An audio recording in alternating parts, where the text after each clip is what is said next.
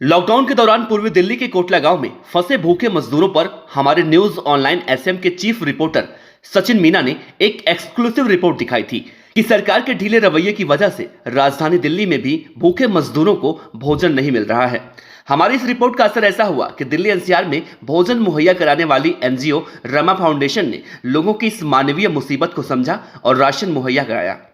चलिए आपको बताते हैं कि आखिरकार ये एनजीओ किस तरह से गरीब लोगों की मदद कर रही है और जनहित में क्या कुछ काम कर रही है।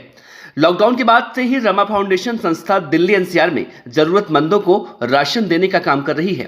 प्रशासन से लोग निराश होकर लोग संस्था की संस्थापिका नम्रता नारायण को फोन कर मदद मांगते हैं और संस्था इस आपातकाल में लोगों की पूरी मदद भी कर रही है।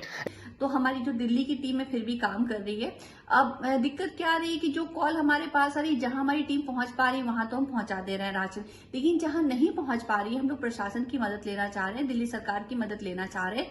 तो इस सिलसिले में हमने कई लोगों से बात की तो पता चला कि दिल्ली में जो राशन मिलेगा उसकी जो प्रोविजन जो सरकार ने बना रखी वो ये है कि ये देखिए, आप दिल्ली सरकार की साइट है, ठीक है, दिल्ली.gov.in। तो आप जब इस पर क्लिक करेंगे तो यहाँ पर apply for temporary ration card ये है। तो यहाँ जब आप इस पर क्लिक करेंगे तो आप देखिए कि यहाँ पर क्या मैसेज लिख के आ रहा है, सर्वर अंडर हैवी लोड, यानी कि हैवी लोड की वजह से ये सर्वर नहीं खुल सकता और कोई कूपन जनरेट नहीं हो सकता। तो अब ये बताइए कि इस हालत में जो कूपन नहीं होगा तो उनको राशन नहीं मिलेगी।